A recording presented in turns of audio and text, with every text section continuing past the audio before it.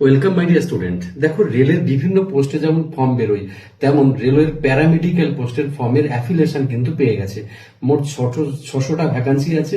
আর এই পোস্টের জন্য মূলত যে পরীক্ষাটা হয়, সে পরীক্ষা একটা স্টেজেই হয় এবং তার একটা টেকনিক্যাল পোর্শন থাকে, যে যে ফিল্ড থেকে এসেছে সেটা, আর একটা জেনারেল পোর্শন থাকে। তো আমি একটুখানি অ্যানালিসিস করে নিই। মানে এই সিটগুলো অ্যাফিলিয়েশন হয়েছে, ফর্ম খুব তাড়াতাড়ি বেরোবে। যেমন যেই ফর্ম বেরিয়েছে সেরকম ভাবে খুব তাড়াতাড়ি ফর্ম বেরোবে। তার অ্যাপ্লিকেশনে কিরকম কি করেছে, ভারত সরকার বা রেল মন্ত্রণালয় বোর্ডের তরফ থেকে জানানো হয়েছে। এটা 22/7/2026 নোটিফিকেশনে, মানে তারা এই চিঠিটা পাবলিশ করেছে। সকল জোনাল রেলওয়ে ও পাবলিক সেক্টর ইউনিটে বা জেনারেল ম্যানেজার পার্সোনাল ডিপার্টমেন্ট এটা অলরেডি দিয়ে দিয়েছে।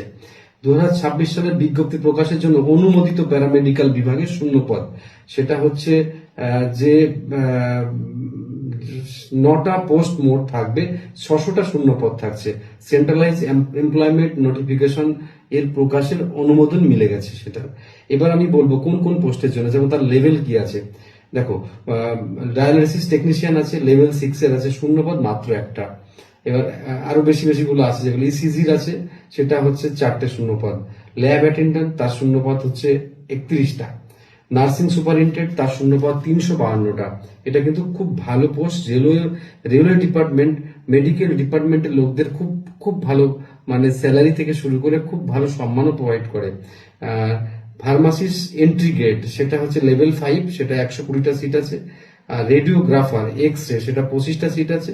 আর হেলথ অ্যান্ড ম্যালেরিয়া ইন্সপেক্টর, সেটার সিট আছে 43টা। আর সিট আছে অপটোমেট্রিস্ট, সেটা 2টো সিট আছে। অডিওলজিস্ট এবং স্পিচ থেরাপিস্ট 2টো সিট আছে। এই টোটাল। আর এটি কিন্তু চূড়ান্ত নিয়োগের বিজ্ঞপ্তি নয়, সেটা লেখা আছে। আর এই রেলওয়ে বোর্ডের অনুমোদিত শূন্য পদের তালিকা এটা। আর পরবর্তীতে আরআরবির মাধ্যমে সেন্ট্রালাইজ ভাবে প্রকাশিত হবে। কিছু শূন্যপদ বাড়তেও পারে, কিছু কমতেও পারবে।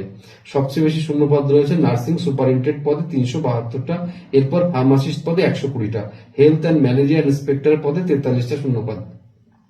এবার কথা হচ্ছে এর যে কোয়ালিফিকেশন এবং ইন ডিটেলস কদিন পরে বেরোবে, সেখান থেকে আরো পুরো ডিটেলস আমরা পাবো।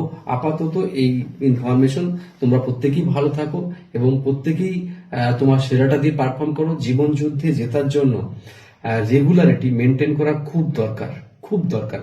কারণ এটা আমরা তো বুঝি, প্রাণীরাও বোঝে এটা, যে একটা কনসিস্টেন্সি তোমার জীবনকে কিন্তু অনেক বড় উচ্চতায় পৌঁছে দিতে পারে।